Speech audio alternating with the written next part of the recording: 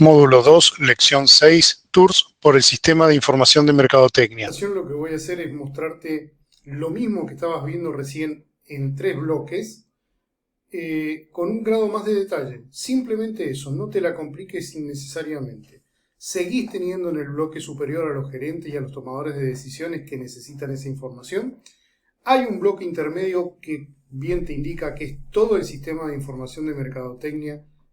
desagregado en solo 3 grandes bloques, el que tiene que ver con la evaluación de las necesidades de esos usuarios de la información, con el desarrollo de la información en sí, un gran bloque que te presentaba ahí al medio, y el análisis de la información, el análisis y uso de la información, que es en realidad el modo en que la vas a procesar y la vas a terminar de preparar una vez que la hayas obtenido, que la hayas desarrollado, para podérsela entregar a los usuarios. Y este segundo bloque, a su vez, conectado con las fuentes. Fuentes que tienen características de primaria y secundaria, como te las voy a mostrar enseguida, pero que sobre todo te detalla y te destaca cuáles son los orígenes, o precisamente las fuentes, más allá de esta clasificación que hice recién de primaria y secundaria, te dice las fuentes de origen, desde donde puede provenir, por supuesto, desde el entorno de marketing,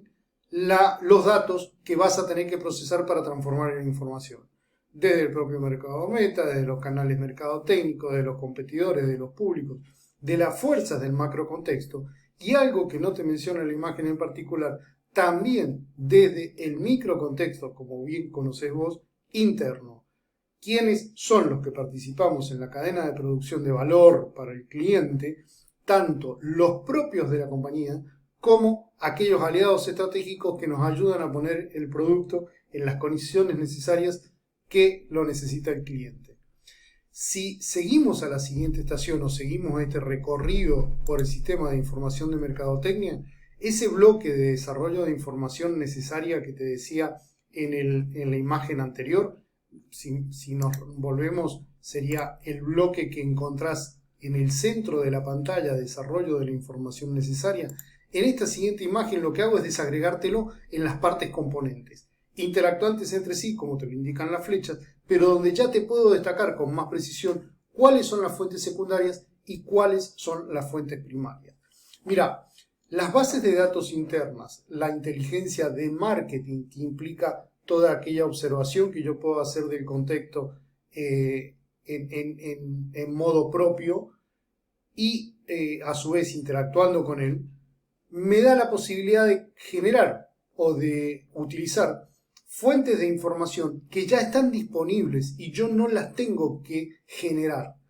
Esto tiene una importancia vital en tu conocimiento acerca del sistema de información de mercadotecnia. Quizás sea este el punto más importante de todo. Y te lo digo ¿por qué? Te lo digo para que te ahorres mucho dinero el día que lo tengas que utilizar o cuando te contraten para un trabajo similar o de estas características. Porque son estas fuentes secundarias las que ya se originaron para con otros fines, pero que de pronto pueden nutrirte a vos de la información que estás necesitando para llevar adelante tu generación de información para las decisiones de tu equipo, de tus gerentes o la propia tuya si estás solo en el emprendimiento que estás llevando adelante.